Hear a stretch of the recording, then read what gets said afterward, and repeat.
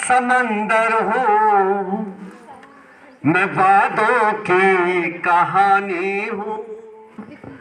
मैं यादों का समंदर हूँ, मैं वादों की कहानी हूँ। मैं चाहत का सिकंदर हूँ, मैं मौजों की रवानी हूँ। समझना है अगर मुझको तो बस इतना समझ लीजिए, जिन्हें आंचल नहीं मिलता मैं इन आंखों का पानी हूँ। जिन्हें आंचल नहीं मिलता मैं उन आंखों का पानी हूँ। जिन्हें आंचल नहीं मिलता मैं उन आंखों का पानी हूँ। मैं यादों का समंदर हूँ, मैं वादों की कहानी हूँ। किसी का साथ लेने से सफर आसान होता है। आज का ये शिविर जो बहुत भावनाओं से, बहुत विश्वास से, बहुत समर्पण से आयोजित किया गया, इन 7 दिनों का ये शिविर आज समापन के बेला में मुझे यहाँ संबोधन करने के लिए भावना जी ने बुलाया।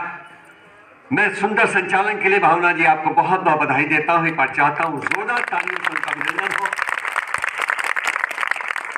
क्योंकि मैं पूरे देश में संचालन करने जाता हूँ, अपने शहर को रिप्रेजेंट करता हूँ, अपने जिले को रिप्रेजेंट करता हूँ।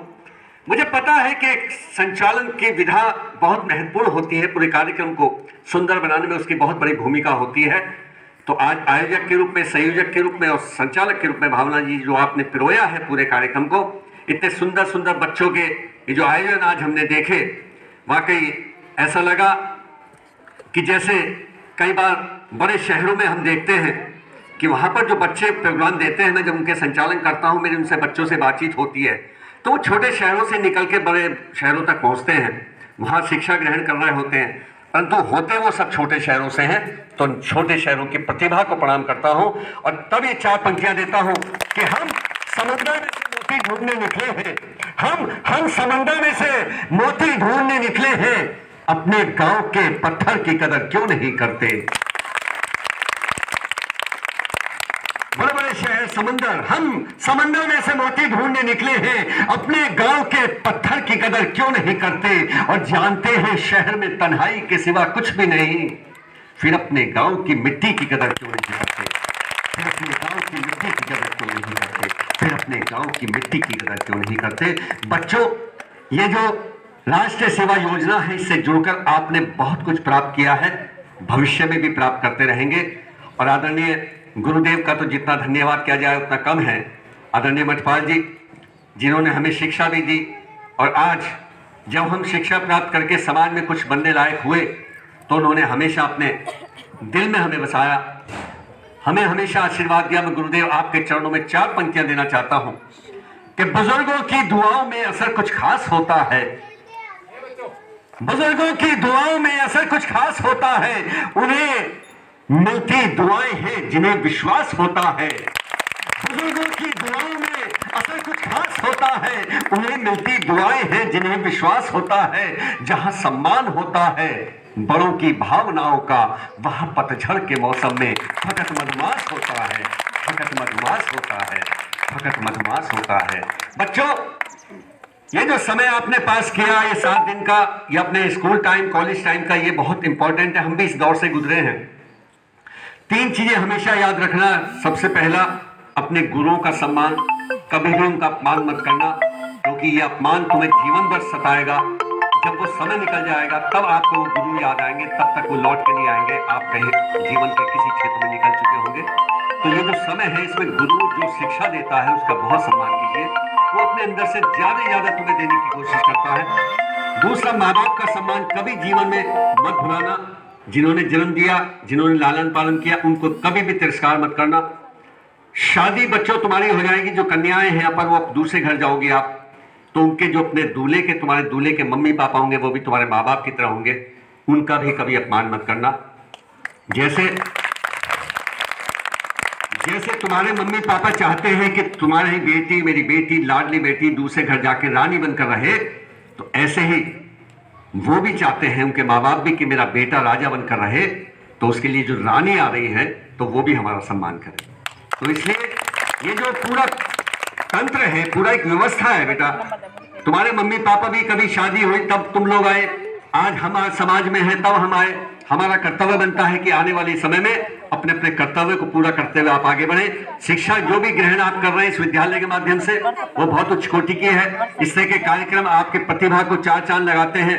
तब ये चार पंक्तियां देता हूं कि किसी का साथ लेने से सफर आसान होता है, किसी का साथ लेने से सफर आसान होता है, किसी का मान करने से खुद अपना मान होता है। किसी का साथ लेने से सफर आसान होता है, किसी का मान करने से खुद अपना मान होता है। जो दामन साफ रखता है जमाने के गुनाहों से, वही इंसान दुनिया के लिए भगवान होता है, भगवान होता है, भगवान होता है। आज अगर हमें मंच पे बुलाया जाता है तो हमने अपने स्टूडेंट लाइफ में अपने गुरुओं से सीखा और वो सीख कर आज यहां तक पहुंचे। आज अगर हम देश में जाते हैं, राष्ट्रपति भवन में संचालन करने का मुझे सौभाग्य प्राप्त हुआ। ये जो आज सिलसिला पिछले 42 वर्ष से मेरे जीवन में चल रहा है, मैं 62 वर्ष का व्यक्ति आपके सामने बोलता हूं तो आपको प्रेरणा मिलती है कि जब इस उम्र में, जब मेरे गुरुदेव 75-80 के आसपास के गुरुदेव जब अपने को कहते कि मैं युवा वाली सोच रखता हूं, तब जी करता है कि आप बच्चों के साथ जितना हम अपने एक्सपीरियंस को शेयर कर सके, अपने जीवन में जो हमने प्राप्त किया उसको डिलीवर कर सके। तब ये चार पंक्तियां देता हूं बेटा, बहुत काम आएंगी तुम्हारे, कि संबंधों में प्यार भरा एहसास जरूरी है। ये जो इस समय का जो तुम्हारी दोस्ती है बच्चों, ये पूरे जीवन रहे ऐसी दोस्ती करना।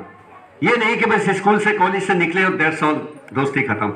मैं भी बहुत अच्छा इंटरेक्शन देख रहा था, बच्चों में आपस में खूब आनंद ले रहे थे खूब। और ये शराबी भाई तो गजब है, खड़े हो गए, इसका तो इस बार जोरदार तालियां इसके लिए दीजिए। उसने जीवंत कर दिया, पूरा जीवंत कर दिया उसको, पूरे रोल को। और उसने गाना भी गाया था ना कन्याओं पे, मैंने तुम्हें बुला के आशीर्वाद दिया था। बेटा बहुत बढ़िया, तुम्हारे अगर मम्मी पापा यहाँ पे कोई हो उनको मेरा आशीर्वाद, मेरी शुभकामनाएं बोलना। और तब ये चार पंक्तियां देता हूं कि संबंधों में प्यार भरा एहसास जरूरी है, संबंधों में प्यार भरा एहसास जरूरी है। हर पतझड़ के बाद नया मधुमास जरूरी है।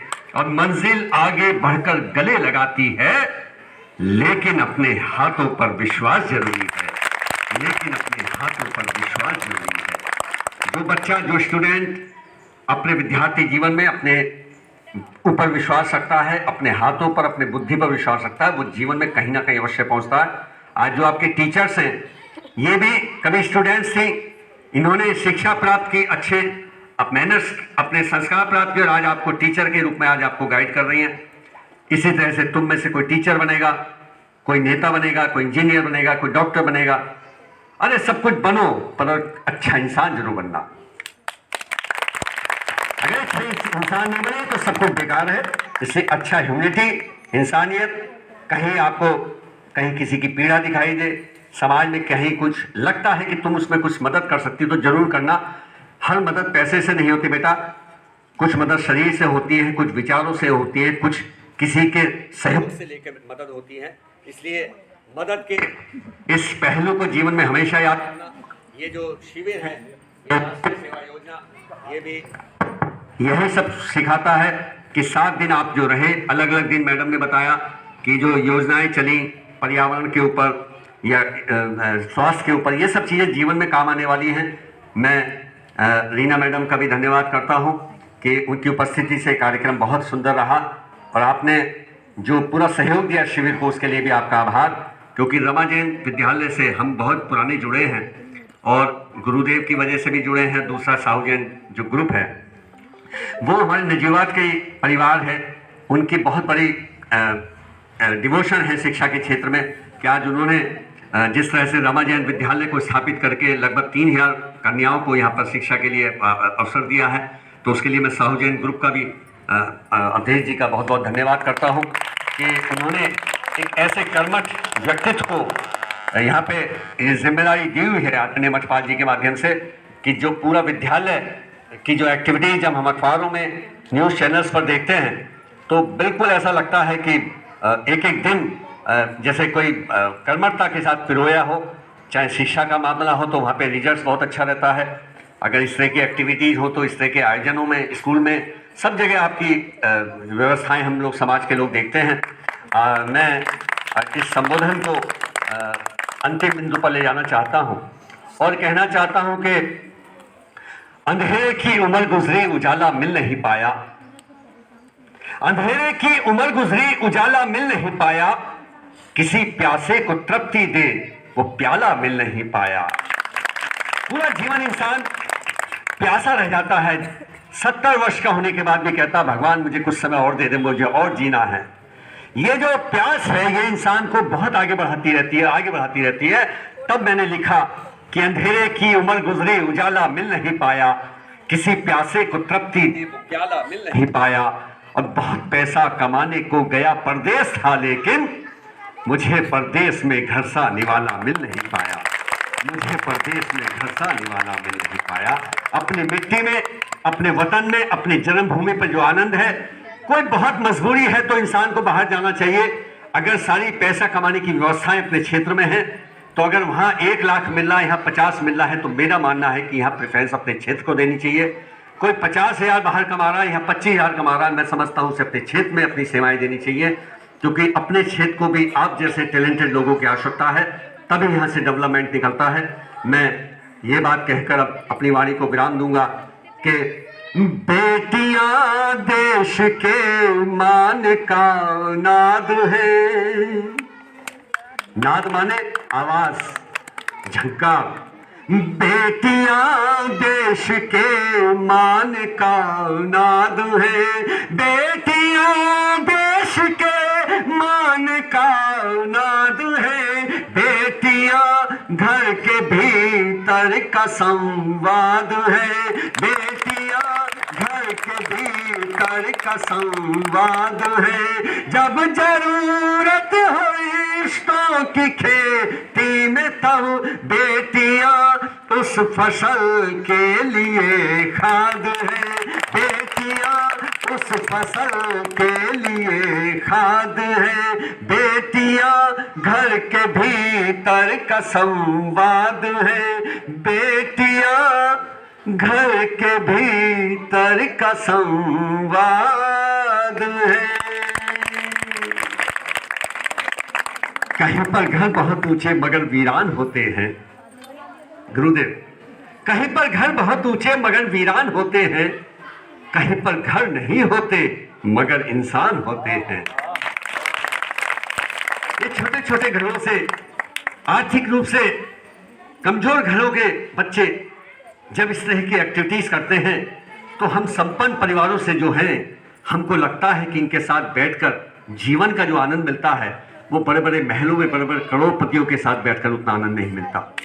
तब जी करता है ये बात कहने का कि कहीं पर घर बहुत ऊंचे मगर वीरान होते हैं। बच्चों, कहीं पर घर बहुत ऊंचे मगर वीरान होते हैं, कहीं पर घर नहीं होते मगर इंसान होते हैं। कहीं चांदी की चम्मच को भी बच्चा फेंक देता है, कहीं चम्मच नहीं होती मगर अरमान होते हैं, कहीं चम्मच नहीं होती मगर अरमान होते हैं, मगर अरमान होते हैं। बस ये बात कहकर अपनी वाणी को विराम देता हूँ। जीवन में अरमानों को मरने मत देना। जीवन में चांदी की चम्मच कुछ दिनों के बाद बोरियत पैदा करने लगती है, कुछ दिनों के बाद चांदी की चम्मच रिश्तों को बिखेरने लगती है, कुछ दिनों के बाद चांदी की चम्मच से झगड़े उत्पन्न हो जाते हैं, कुछ दिनों के बाद बंटवारे हो जाते हैं। चांदी की चम्मच की वजह से भाइयों भाइयों में झगड़े हो जाते हैं, घरों में विखंडन हो जाता है। पर जिसके जीवन में अरमान होते हैं वो जीवन के अंतिम सांस तक जीवन का आनंद लेता है। अरमानों को कभी मरने मत देना, जीवन के हर पल को जीना, हर पल का आनंद लेना।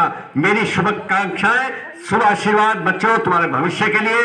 गुरुदेव आपका बहुत बहुत धन्यवाद। भावना जी आपका बहुत बहुत आभार कि आपने मुझे बुलाया, और बहुत आप सबका नमन करते हुए अपनी वाणी को विराम देता हूँ। जय हिंद, जय भारत।